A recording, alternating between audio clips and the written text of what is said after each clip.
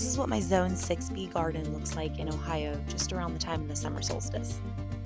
I live in southern Ohio and today is June 22nd. We built this raised bed garden in spring of 2021 and this is the first year that I am so proud and I feel like everything has finally come together. I've learned so much in 5 years and it's been a lot of trial and error, a lot more error than anything else I think. Anyway, stick around and I'll share some details about the garden. The enclosed garden space is 64 feet long by 40 feet wide, and around the entire exterior of the garden are 2-foot deep beds. Because 90% of the garden are annuals, I do rotate between beds, the different varieties that I grow every single year. And on the topic of perennials and annuals, there's no shame in not knowing or remembering the difference between the two, but annuals are plants that just last one season, and perennials are plants that come back year after year after the winter. And so the only perennials that I have inside of my garden walls are yarrow and asparagus. I also have added this year some heirloom mums, some foxglove, and delphinium, and they're all within the same little stretch of bed immediately to the left when you walk in the garden. The inside beds are 4 feet by 10 feet. Each winter break, I pull out my trusty Google Sheets and I start planning the garden. I have everything gridded off into 1-foot squares. And I love the idea of square foot gardening and figuring out how many things fit within that 1 square foot. So many of the production plants I grow are 1 plant per square foot.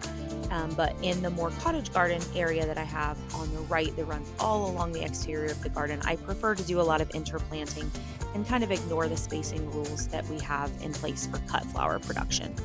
In these beds on the right side of the garden, I have celosia, straw flower, and gomphrena. On the far right exterior beds, I have a lot of things like ageratum. I have a few smaller celosias tucked in there, rudbeckia or black-eyed Susan. I also, down the line, have Dara, which is a really pretty variety of Queen Anne's lace that gets a chocolate color.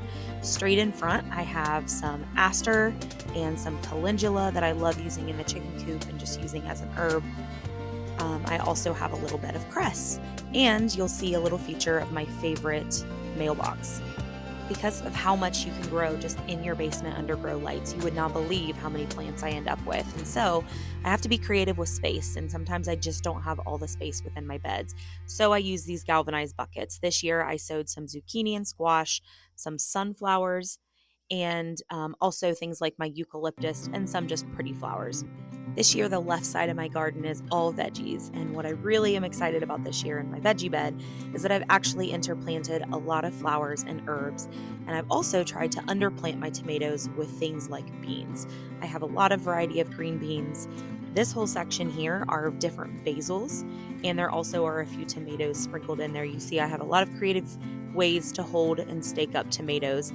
I have originally made a lot of the Joe Gardner inspired tomato and pepper cages, which I love, but for a softer feel, I've also added just some posts in there, some iron pieces that I have, just some things to make it a little more aesthetically pleasing. You'll also see tons of bushy types of plants in front of all of these tomato cages. Those are called rose mallow, and these are new to me. You can see the pink color there. They're a nice just ground cover to help keep weeds down, but they also function great as a cut flower. This portion of my beds are peppers and onions primarily, and then a lot of interplanted flowers. And this is the area that I use so much straw on to help with weed suppression. And so you'll see the yellow straw with tack that I purchased at TSC. So then here on the left side of the garden, I have 2 dahlia beds and 3 snapdragon beds. And those are nice. Those are always staples for me. I never don't have dahlias and I never don't have snapdragons. So I'm always really happy with how those beds turn out, and they're just beautiful when they bloom. I have all the love for terracotta pots, and so I've added so many of them in the garden on top of pokey stakes or things that I often get myself cut or snagged on, and they're just cute as can be, and they draw a lot of visual interest and make people wonder what in the world are those terracotta pots doing upside down on top of those posts. Between my raised beds, I have 4-foot aisleways, and then down the middle aisleway, that is 8 foot, and that allows me to get a wheelbarrow through, my gardening cart, anything I need to maneuver. That space really allows for that. Thank you for being here, and I hope you come back soon.